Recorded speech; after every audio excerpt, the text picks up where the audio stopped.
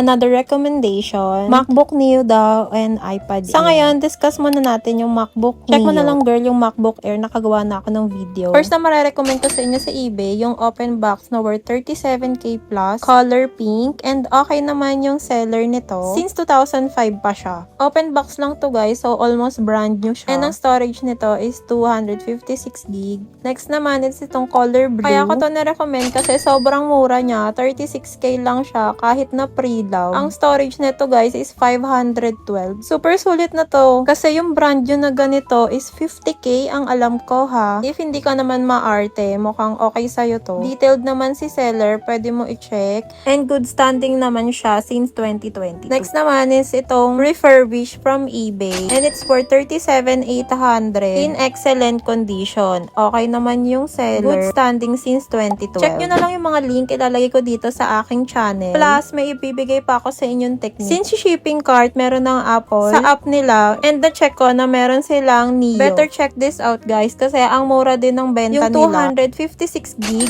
nasa 36,200 lang. At yung 512 nasa $703 costing 42,200 in peso. Tinry kong i-check out at $719.64 and 43,200 lang. Comparing sa online Apple Store, nagkakahalaga siya ng 56,000. Ang mura kay shipping cart guys. Better check nyo rin yung MacBook Air. Available din doon sa Shop Direct. At wag nyo kakalimutan yung 15% discount nyo bago kayo mag-check out kay shipping cart. Ayun lang. Happy shopping everyone!